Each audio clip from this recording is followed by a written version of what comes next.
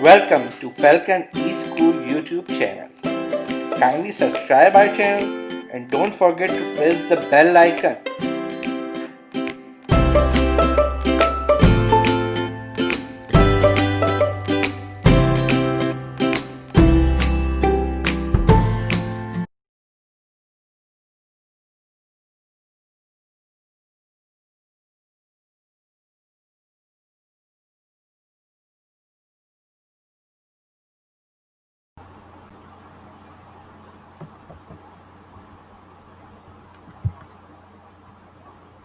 अब हम आते हैं मुस्लिम पीरियड पे। अच्छा जना मुस्लिम पीरियड ज़रा हमारा बड़ा है और इट रिक्वायर्ड सम कंसंट्रेशन।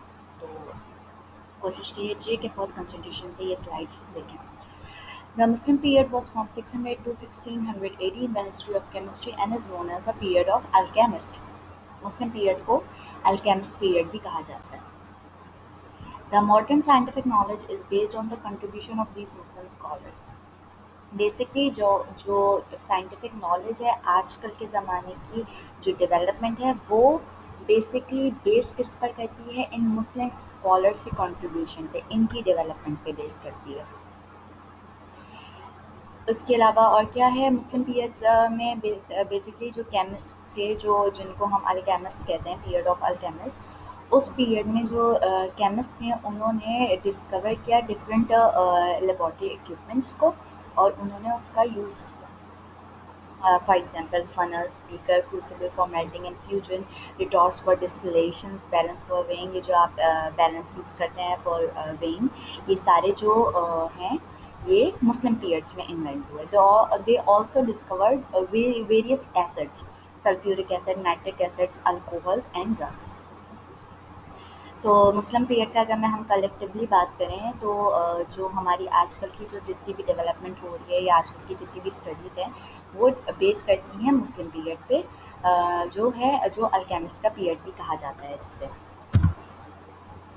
आते हैं हम नेक्स्ट स्लाइड पे जिसमें हम अपने सबसे पहले केमिस्ट के बारे में पढ़ेंगे, जो कि हैं Jabir ibn हय्यान, 721 to 803 AD।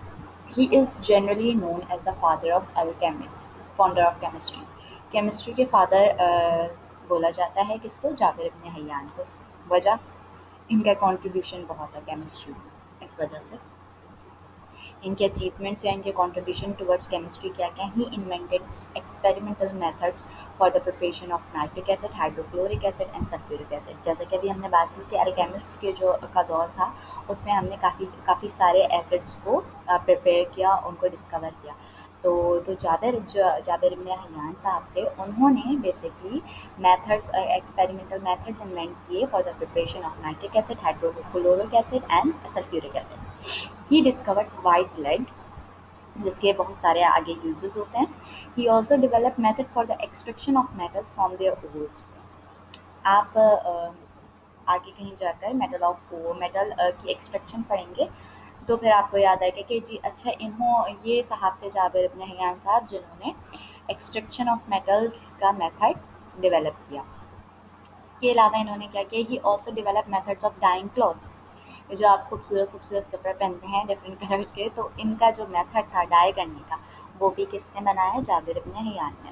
He develop method of distillation.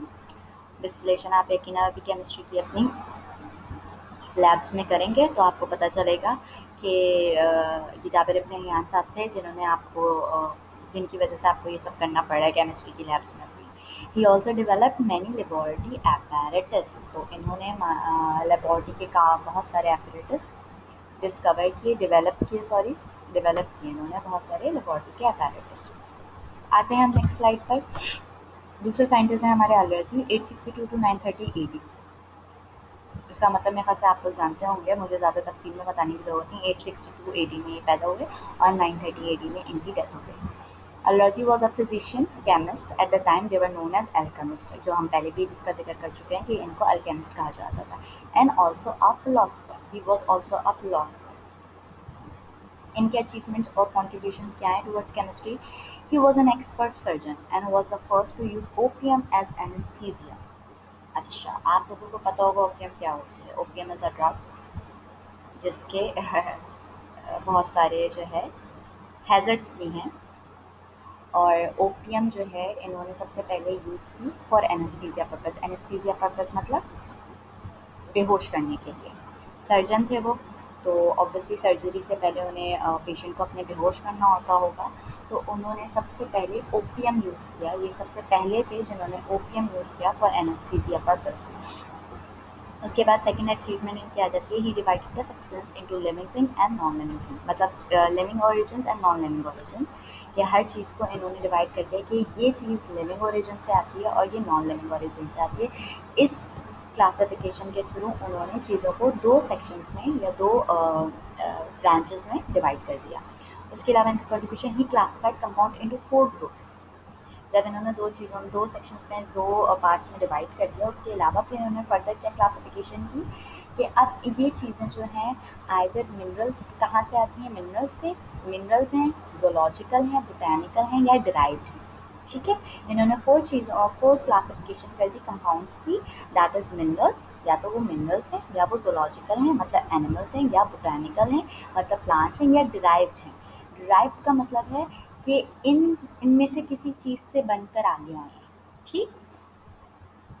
अल-राज़ी prepared ethyl alcohol by fermentation of sugar. अच्छा, फर्मेंटेशन प्रोसेस के बारे में भी आप आगे पढ़ेंगे।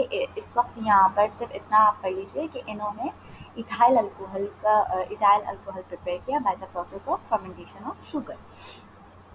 फिफ्थ इनकी अचीवमेंट है, he determine the gravities of different things. ये जो आप ग्रेविटीज़ की वैल्यूज़ पढ़ते हैं, अभी आगे जाकर पढ़ेंगे ग्रेविटी ऑफ अर्थ एंड फ्ला, तो ये इनकी जो ग्रेविटीज़ हैं वो डिटरमाइन की किसने, अल-राज़ी साहब ने।